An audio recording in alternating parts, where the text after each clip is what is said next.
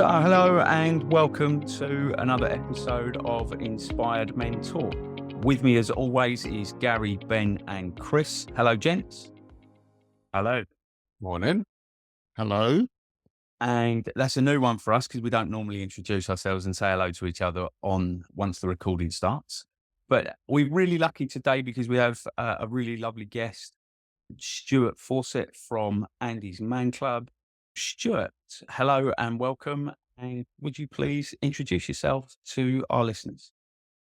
Hi guys, my name's Stu. I'm the regional area lead for the South Andy's Man Club.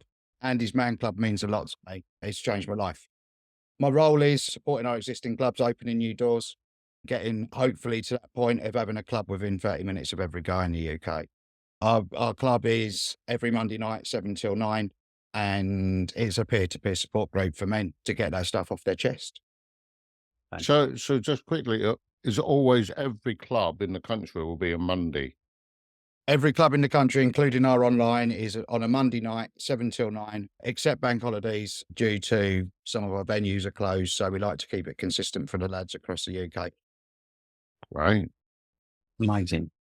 Stuart, we've met previously and you mentioned there that Andy's Man Club's really important to you and that it kind of had a profound impact on you. Are you happy to share a little bit of your story with us?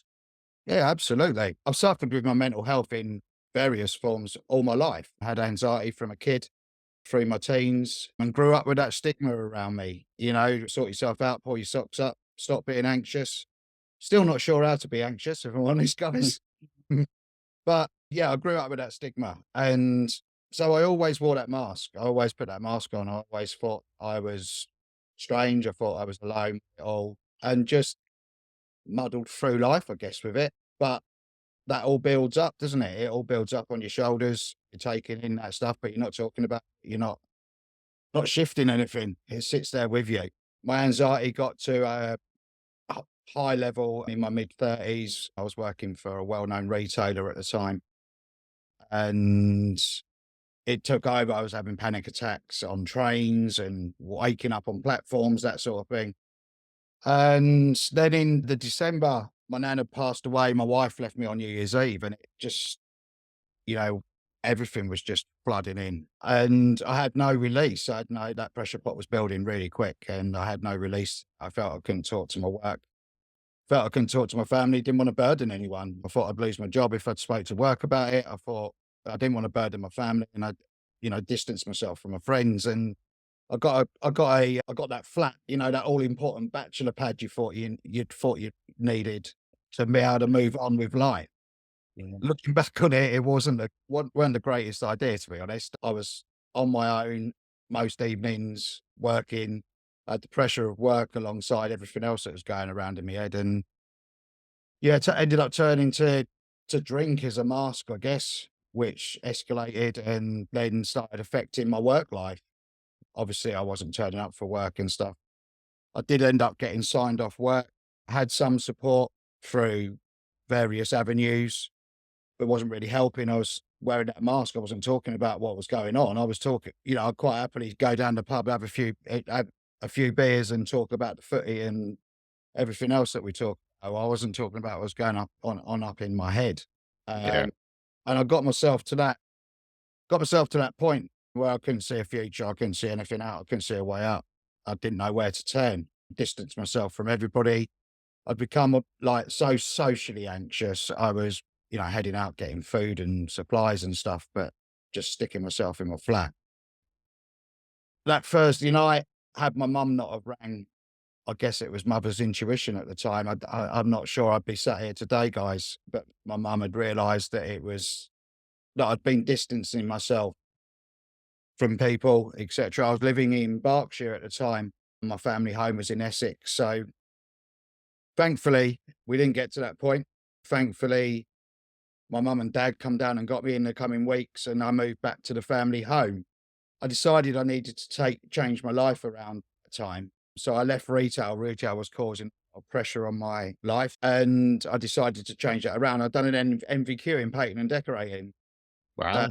and decided to set up my own business. But I think, as we know, I've gone into a industry where masks are worn daily, And I felt that pressure again, that I couldn't talk about things, and the pressure of setting up a new business, the uncertainty of that, the anxiety was coming back. I did have my mum at the time who I could talk to about stuff, and that sort of unfolded really. And then in 2016, my mum passed away. So my only outlet had disappeared again. And what did I do? Whacked the mask back on, distanced myself from my family, stuck my head into work, was working 12 hours a day. It's all I knew. It was my only way I knew how to sort of combat it. 2019, I met my current girlfriend, Abby, and things started to look up. And, new relationship, you're talking about your past and wanting to know each other and stuff. And we understood each other, listening to each other.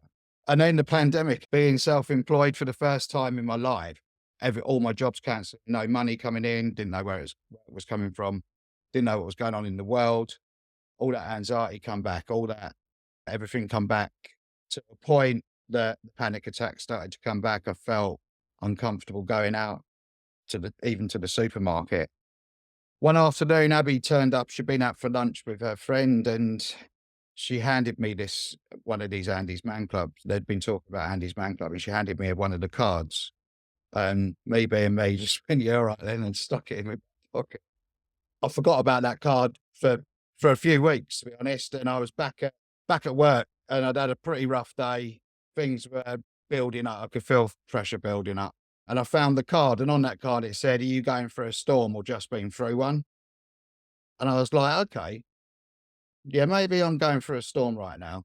So I decided to jump online and check it out. And I jumped onto andysmanclub.co.uk, where I found out about Andy's story. I found out about what Andy's Man Club was all about. And then I found out there was a club opening near me in Basildon in 3 weeks' time.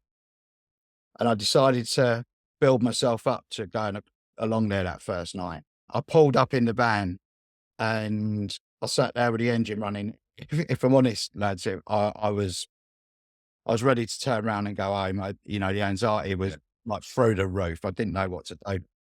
And there was a tap on the window, and it was one of the facilitators, Darren, wearing the Andy's Man Club hoodie and t-shirt. And he said, "Are you here for Andy's Man Club?" I said, "Yeah." He said, "Come on."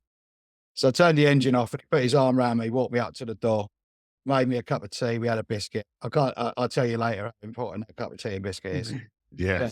Yeah. We had a chat. It was explained to me that I didn't have to talk. I could pass the ball that we have. There was no pressure. And I walked into that room, and yeah, I sat about 2/3 of the way around the circle. And for the first time in my life, those guys sharing their story, I didn't feel alone. Yeah. And the weight started to lift. And I did share some of my story that night. And that's where it really worked for me, because I'd had other sorts of support in the past. Because I've been wearing the mask, I hadn't really opened up about what I was talking about. In that room, I was able to talk about bits What was different? What was different? You've had support. Yeah, I think it was different because it was with my anxiety, being in a room with 15 other guys that I've never met before would have done me normally. Yes. Like, it would have set me off. However, walking into that room, sitting with those guys and hearing what they were going through, what they'd been through, and being able to resonate for probably the first time in my life, because I hadn't ever talked about my friends and about what was going on in my head and stuff.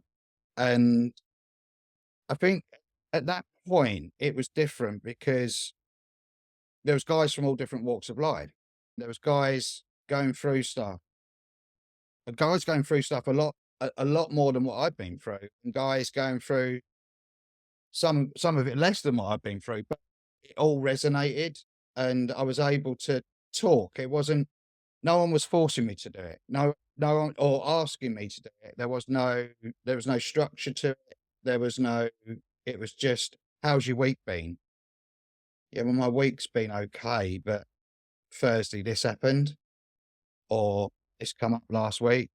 And it was just a nice environment to just and know that you don't have to talk. There was no pressure. Stu, prior to going to Andy's Man Club, Mm. and when this all started for you, did you go or think about going to see your GP or any health? Yeah, yeah, I've done all that, and I've had been to see my GP. You know, I've been on medication. I've been to therapy. I've been to counselling. All of that, and don't get me wrong, that side of things helped me get through to where I am today, without a shadow of a doubt. Had it helped me unload what I was carrying? Maybe not. Yeah, you've answered my question. I was going to say, what's the barrier between that and what, coming to Mandy's Man Club? What was the difference for you that made that impact? Yeah, it's the being able to take that mask off fully and be open and honest with everything that's going on inside. Do you feel like when you go to someone like Andy's Man, because you don't know anybody else in the room, you can offload without feeling like you're putting anything on them? Because I think with people close to us, we're often hesitant, or if we're in a bad place, we can feel hesitant because we don't want to make our problems their problems. We don't want to burden our loved ones. Do you feel like that makes a difference, or? Yeah, yeah, 100%. I think it's that because there's no registration, there's no referral, there's no cost to it. You can come and go to Andy's Man Club as you please. It's non-judgmental, and it's safe. You're talking to guys that are going through similar or same stuff, and you're there for each other. It really does create friendship and brotherhood. That thing we lose when we're going through that storm, where we distance ourselves from everybody, it's the complete flip side to that. Do you think when you did go to the gym, if they'd have maybe referred you to something like Andy's Man Club, or just made you aware of it, do you think you would have taken it up then, or was it more of a I it came think at the time for you and Yeah. you know what knowing what I know now and knowing how I feel now, I think Andy's Man Club is that starting point for a lot of us, where you can start talking about how you feel. And then I was able to attend therapy and counselling since. I was being much more honest and open with that therapy. That it worked 10 times better. Does that make sense? Yeah. So I've got a question which could be perceived as controversial, as if me. Mhm. One of the things, I mean, we're called Inspired Men Talk because we believe men talk. We're all on here, we talk. And sometimes environment, and something that just struck me listening to you talking about your first experience of Andy's Man's Club.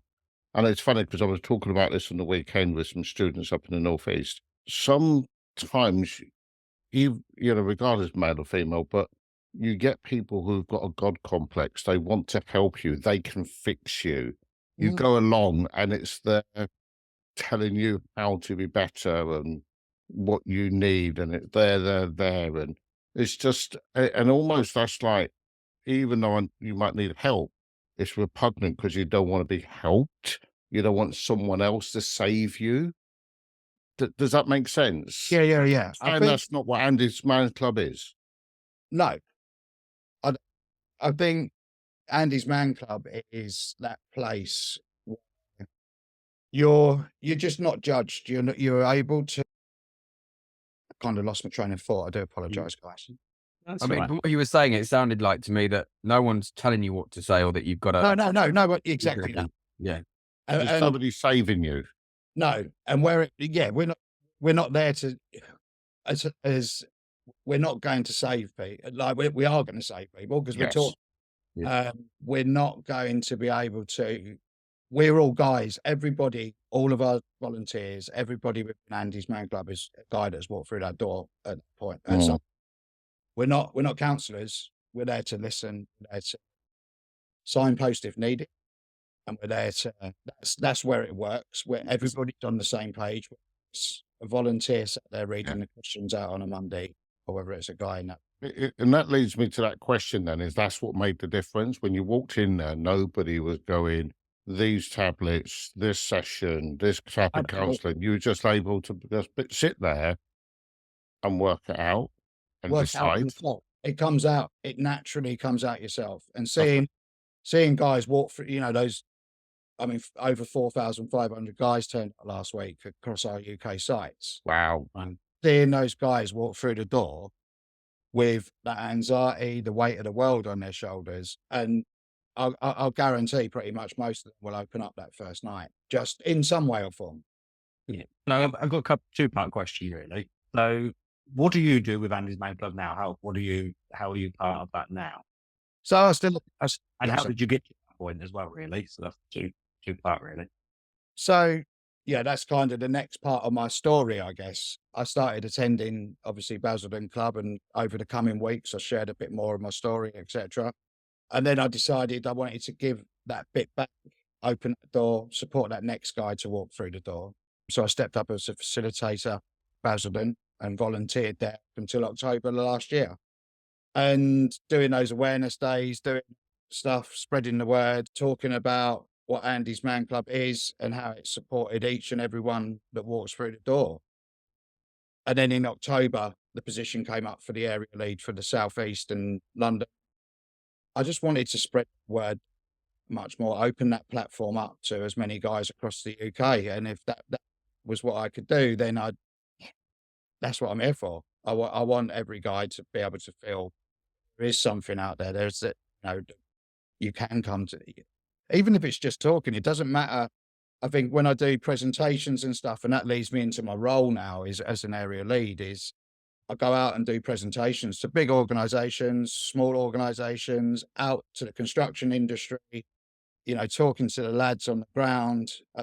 Even if that starts one conversation, even if one guy walks away from that presentation, he may not attend Andy's Man Club, but if he walks away from that conversation being able to talk to someone else about what he's going through right now, he picks up a card, he picks up one of our wristbands and goes, yeah, I'm gonna talk to someone. That's what it's all about. Yeah. So my role now is supporting all of our existing clubs in the South with the guys that walk through the door, supporting our facilitators, making sure, everything's all right. As we're probably talking a little while about the format of AMC, that sort of making sure that that's, okay and consistent across the UK, I guess. And then, yeah, obviously out there searching, opening new doors for next areas and reaching out to that next one, man. Fantastic. So firstly, thank you for sharing your story, Stuart. That's really kind of you. Really appreciate that. There was something that you said that resonated with me because we're of a similar age group. And I think when we've talked, the four of us have talked, we've noticed that Gary and I had one sort of upbringing. So you mentioned, you had to pull your socks up and kind of just get on with it. Do what? Man up. Yeah, man up. Man up, yeah. Yeah, yeah. And when Chris and Ben talk, things have slightly changed. And so do you notice with the age group of people, is it that younger men are able to be more open, or is it just everyone chats? Yeah, we're seeing, we obviously see we're open to anybody any man over the age of 18. So we see a wide range of guys. I think, certainly generational sort of, I guess from sort of like mid-30s, maybe upwards, you see that stigma's definitely there. The younger generation, I think they have different challenges. I think there's different challenges. I think things are changing. I think, as we know, like, just you four guys and everything that's going on in the world, we know that things are changing within mental health and people focusing on it. Yeah. So I've done a lot of work with some of the universities, and there's a real need, a real must about their well-beings, their mental, we do need to talk about stuff. And I think when I see the younger guys walk through the door, they're sharing more of, their life struggles in a more like sooner than we ever have. We've carried it, not dividing us, but we've carried it for many years, whereas they're unloading it much earlier. Let's hope their futures are going to be that much brighter. Yeah. Yeah. I've got a couple of questions there because you've obviously been through some challenges, but interestingly, the challenges in themselves were almost normal life. Yeah. People passing away, separations of relationships, Yeah. so there wasn't big dramatic trauma in the moment. So they all compounded, and that's what we work in. But you've been suffering a long, long time in different ways. And yes, okay, maybe you wasn't never ready for Andy's Man Club until you was ready. But what would, when you get a young version of you come in, a 20-year-old, a 25-year-old, Mhm. would you have wished somebody had said to you? Just about having that person, even if it was one individual, having that one individual that could go, you can talk to, we all say we can talk to each other, anything, don't we? When we get talking, it's like, it'll always be along the lines of, like I said earlier, football or something, etc. If, Not at the moment. No, we're not talking oh, about. no, we don't talk about it at the moment, no. But I think it's having that, I think with that stigma around you, you always think, if I broke down in front of any of my mates at the age of 20 Mm. and said, like, I'm going for a real tough time here right now, I'd have probably been, oh, maybe I wouldn't, but I was expecting I'd be laughed Think at. you would. Yeah. Yeah. But what would you have been at? What did you wish?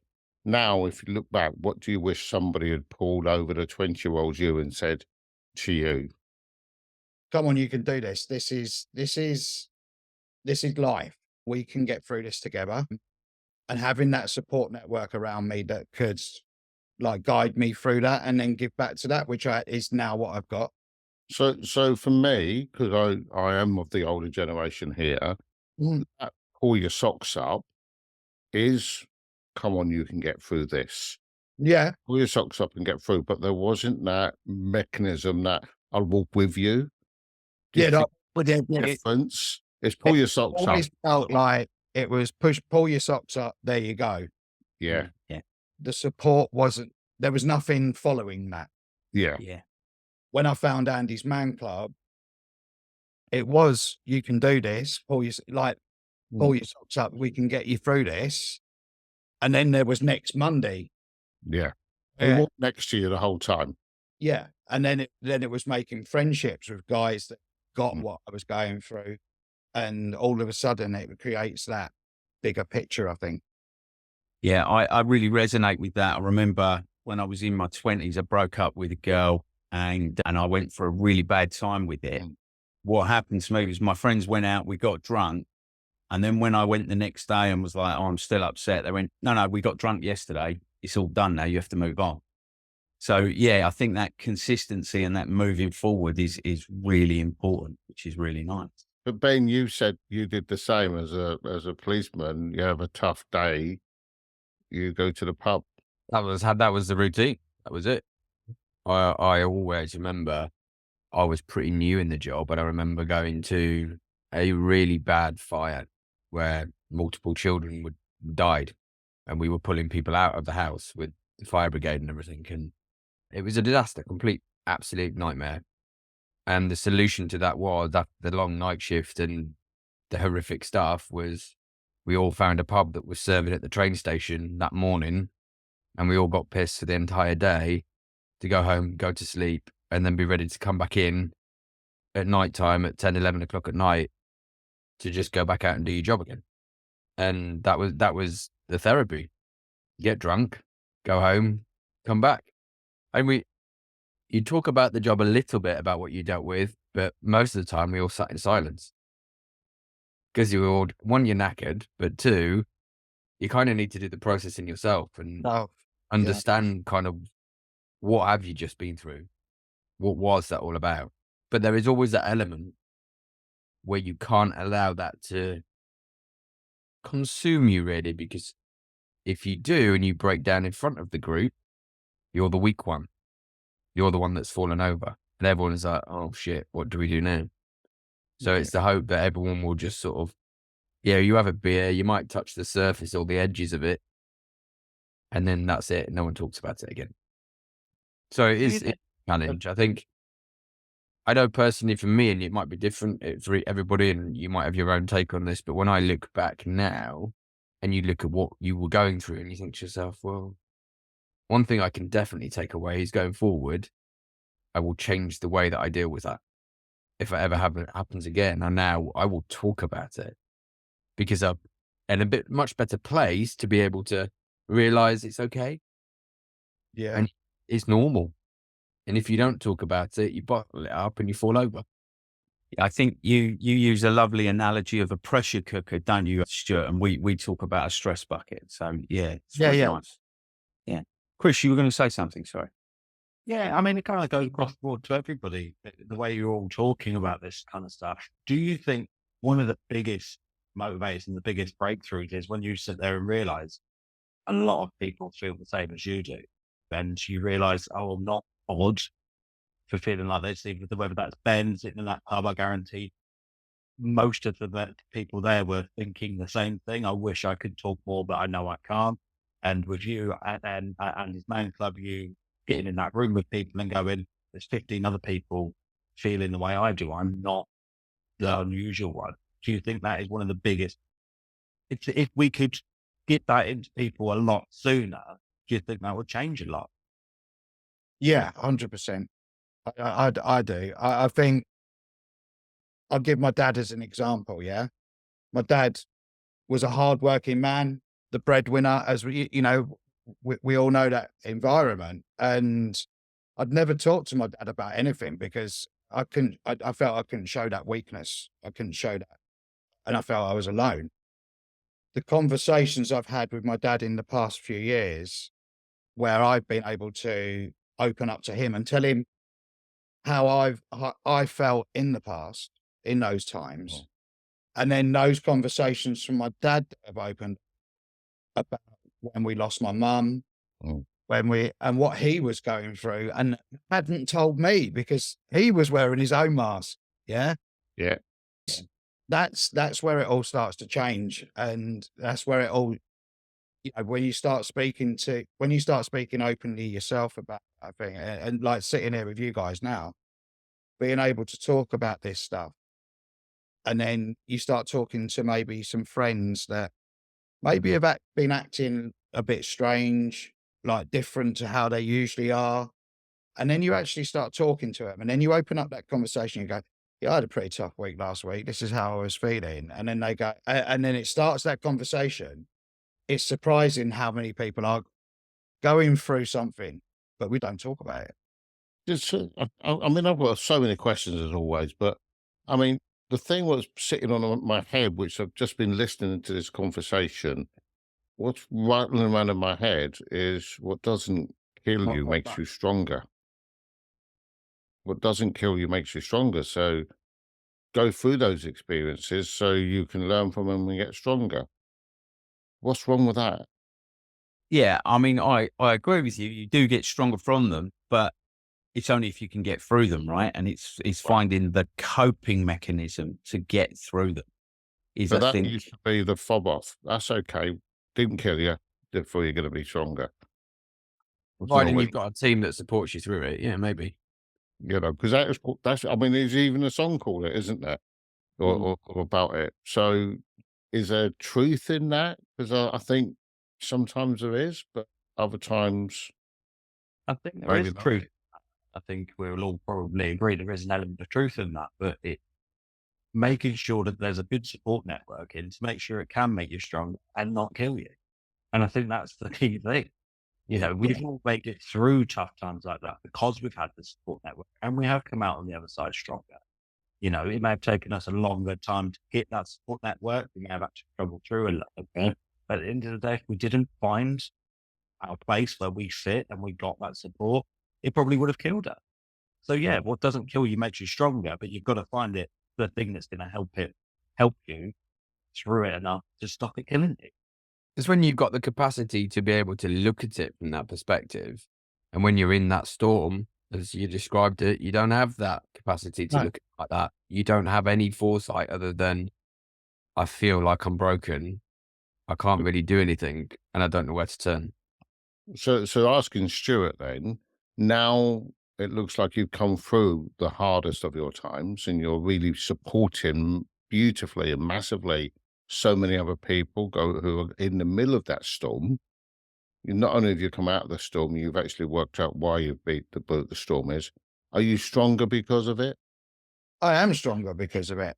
One of the biggest things I hear is lads going, I want to be me 5 years ago before all this started. Yeah. I think where the difference is when you've got that support network around you, is understanding I am stronger, but I'm stronger because I've accepted that I'm version 7.2 of Stuart now. Yeah. Yeah. Next week I might be version 7.8. Yeah. And it's accepting that I am here. I am alive. I have got through all of that. I'm 49 now. I've got through all of that, but I am here and I'm moving forward. I'm stronger because and I'm not just talking about Andy's Man Club here, it's because of those individuals in my life that have supported me at the right times, got me over that hurdle. The pressure pot's gone down and then I've moved on, but then something else might happen and then the pressure pot builds and then I get through that bit. It definitely makes you stronger. It's just those different challenges and be able to combat those, have a coping mechanism for those obstacles as they arise, I think. A positive coping mechanism. Yeah, positive coping mechanism. Absolutely. Yeah, because that's one of the challenges. One of the stats I've recently seen is that on average, since the pandemic particularly, the average man in the UK, the percentage is most of them don't have any friends. We have between 1 and 0 genuine friends. Mhm. It's like, what? But that's what it now comes down to. The Yeah. average man in the UK has no friends. I talked about like me shutting myself off back in my 30s and my friend. We all know when we're going through a crisis or storm, our friendship circles shrink. Yeah. Yeah. Pandemic, our friendship circles were instantly shrunk without Yeah. any way of like controlling it, I think. Mm. And we see a lot of that now is that the friendship, people turn up to club and their friendship circles are very small. They haven't got Yeah. they haven't got the support network we have had in the past. And I think with the guys in the room on a Monday, that's where it really gets important. We have a break and you see those guys mingle together and like talk and chat about their hobbies or what stuff's going on and making those friendships, and you see people's friendship circles grow. That is really important. I think just in relationships as well, Yeah. you lose all your friends because you invest your time in the other person. Mhm. Before you know it, when you're married and all the rest of it, and you turn around and you've got people you might touch base with or people you work with, but like you say, genuine friends that you could have that chat and upload with, Yeah. few and far between. It is. And actually the stat where there was like on average 1.2 friends was pre-pandemic. Mm. Right? It already started. Pandemic just went bash the last bit. It like stamped the last bit of life out of it. But actually, we'd already become, because we're now global. None of us live together. We don't live in a small village. That tribal thing. It sounds like Andy's Man Club brings back in, where you're sitting in a room with your peers and your friends, and they're all similar. They all know each other quite well, or get to know each other. And I think that's quite a vital ingredient for, we might knock the police force or and go into the drinking culture or the sports clubs but at least it there was some level of cohesive groups, Yeah. and that's fell apart now. And, Yeah. and, Definitely. Yeah. and I think, listening to you, Stuart, listening to your story when you were saying you were going through your darker times, and it's been the same for me. When I was going through my darker times, I didn't have those people around me, and I didn't want those people around me. And you're right. Burden is a word that you hear very, very often. And it's one that kind of I've felt, like you don't want to burden other people with your problems. And then when you've turned it around, you've had that friendship circle, which seems really, really nice. It seems that that's what Andy's Man Club is bringing to people, which is fantastic. There was a real prominent, I was at club a couple of Mondays ago, and there's a guy been attending quite a while, but he's had some health issues since just after Christmas. Passionate about his allotment, but that's gone to pot over the last few months because he hasn't been able to get down here, bless him. all the lads went down to his allotment. All the lads from club went down to his allotment last Saturday and helped him get it back on track. They've got it all set up, all his seeds sown, all his plants, etc., sown for the summer. That's And lovely. that's where it really comes together. And outside of it, we're Monday nights. But outside of that, seeing those lads meet up, I don't know, whether they go for a walk, and that can be with their partners, their friends, whatever. They all meet up and go for a 2-mile walk or something, have a coffee, those sort of things, or they set up a pool night, or they set up a darts team, or all of that is so important. Yeah. I got goosebumps. There's an online element was there as well. Yeah, the online element, yeah. What does that look like? What's that?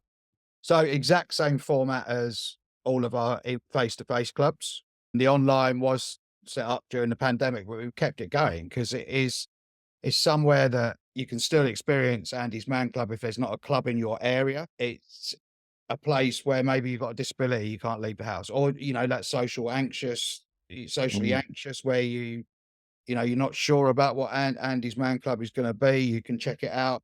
The online platform really does work and help a lot of people. You talk about the format, Stuart. Can you walk us through the format a little bit? So if I was somebody listening and I was like, oh, well, kind of sounds like something I'd want to go to, but I'm still a bit unsure. Yeah.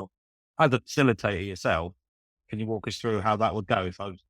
So obviously, once you've found your club or online, you're joining online on that runs 7 till 9 as well. It's walk up. The hardest thing to do is walk through that door on the first night. But there is a team of facilitators there, all guys that walk through the door. They'll guide you in, have that all important cup of tea and a biscuit and a chat, just like we're doing now, just a chat. And then we sit in a room, sit in a circle, and we have the Andy's Man Club football, which we pass round, and that's the talking ball. The ball, if you've got the ball, it's your chance to talk. If you don't want to talk, pass the ball. And then we base it on 5 questions each week. So the first 3 questions stay the same every week, and that's how's your week been? Positive from your week, and anything to get off your chest. And we find rather than, that's where it changes, is like have 15 lads sat in the room and ask them how they're feeling today. They're all going to go, yeah, I'm all right. Ask them how their week's been. It creates that conversation. It brings conversation into the room. And then guys see what people have been doing, how they maybe overcome something, maybe how they, what they're going through. And then someone offers a bit of support in how they've overcome something. Positive from your week, always a positive. You've walked through that door, no matter what. There's always a positive we can pull out of a week. And then anything to get off your chest, that's obviously where all the guys share their stories, share what they're going through. And that can get quite deep sometimes, as you can imagine. So we have a break after that, and that's where the guys all get together and talk and mingle and make those friendships, that brotherhood we talk about at AMC. After that, we have 2 further questions. They change up every week, and they're a lot more lighthearted. We want the guys to leave on a bit of a high, smile on their face, be able to talk about, and move on and be able to come back next Monday and share a little bit more, unload a little bit more. And they'll be based around things like what you're doing for your well-being next week. What's your favorite movie quote? One the other week, if you could have a billboard, what would you put on it? You can imagine what 4,500 guys want to put on billboards across the country. Like, lifts the mood, because there has to be that banter. There has to be that whole environment needs to be there also. While we're unloading stuff, we need to have that. You need to have that lad banter as well. Yeah. That's something that we're very, very, we're solution focused hypnotherapists, the 4 of us. And we do talk about positive psychology, and it's really important to be walking away with that mindset of, I can achieve the next week. I can get through the next week. So that's really nice. Yeah. We have a lot of banter with Gary, don't we? Yeah. Well, they call it banter. Well, I noticed that you haven't got your earphones on today, so yeah. Well, I'm trying it to see if the sound's okay without them, because I can't stand the banter. It takes me about 5 minutes to work out how to plug them in. That's all it is. So, they think I don't know technology, but I know how to tune in the middle medium wave radio. Excellent. Yeah, thanks for that. We are really close to the kind of 40-minute mark. So before I ask the last question, I'll go. Does anybody else have a question for Stuart? Gary, of course you do. Go for it. Well, the main question for me is, how has Stuart got from needing Andy Mann's Club to be a facilitator? What's the ingredients that you have found the most beneficial to you? I think it all comes down to being alongside other lads and guys walking through that door, seeing them where I was 2 years ago, and being able to offer that support network platform to them to hopefully get them out of where they are to be able to move forward. It's a start. I think it's the starting point for a lot of men it gives you Andy's Man Club gives you your voice back, it gives you your confidence back, and it gives you your courage back to be able to talk. And that's where it changes up, is we're getting there before we get to crisis point. We're getting there. And what bit of all of that was the catalyst for you? The biggest catalyst was me wanting to spread the word and get that platform out and open that door to the next one man all day long. Fantastic. So at the end of all the podcasts, I know we've talked a lot about Andy's Man Club and when it is, but if someone wants to find you online or find where their local groups are, how do they go about that, Stuart? So pop on to andysmanclub.co.uk. There's a club finder on there. You can enter your postcode or your town. It'll come up with any local club near you. If there isn't a club local to you, as I said, there's the online platform, which works really well. And that's a quick email to info@andysmanclub.co.uk, where you'll be able to you'll receive a link for the online call at 7:00 on a Monday. And you'll be in a room, it's like a Google Meet type call, where you'll be in a room with sort of 15, 20 guys, facilitated by guys that have all walked through the door, and same platform as what I spoke about, other than you've got to make your own cup of tea and biscuit. Yeah. Of course. But yeah, that's how you get online. And yeah, it's a great place to be able to use the platform and get something off your chest. And they're all kind of that sort of small. So you're not going to get into a group where you've got like hundreds of people. We're all about giving everybody that chance to talk. Even our face-to-face clubs, where I think that's important to know, is like even our face-to-face clubs where we've got maybe 60 guys turning up on a Monday night. It's about that we will break down into smaller groups, smaller circles. Right. So still everybody gets that. You're never overwhelmed or never pushed to feel like, oh, someone shared their story, I'm going to be quiet tonight. We never want that to happen. We want people to be able to have that chance to speak and be able to, and not be overwhelmed, which is not be overwhelmed. Yeah. Amazing. More importantly, Stuart, what biscuits did you have? Mate, everything from custard creams to jammy Dodgers to Auburn's. Got to be my favourite's custard cream person. There is some controversy over Jaffa cakes, though, whether they are a cake hit. yeah. You've got to be careful with that one. Yeah, that starts wars. Amazing. It upsets the VAT. It does. It upsets the VAT, and that's the whole point of it. It became a VAT thing. Stuart, thank you so much for your time and sharing your story with us. It's been a real pleasure hearing your story and talking to you. So I will say goodbye, and I'll let the chap say goodbye. Thank you very much, Stuart, and goodbye. Yep. Thank you very much, Stuart. It's really been enlightening, and I'm going to be passing on the word all over the place. Thank you. Thanks, Gary. Thanks, Stuart. Really good to hear your story, mate. And actually interested in the southeast side of Andy's Man's Club. If it comes down to Kent way, There's good news there. I'm working in with Gillingham FC at the moment. We can catch up about. Yeah, definitely. Thanks, mate. Yeah, thanks for coming, Stuart. It's been fantastic hearing about what you do. I think it's fantastic service you guys provide. So thanks for sharing. Thanks, mate. And thank you very much to everybody for listening. We hope to catch you on the next episode of Inspired Men Talk.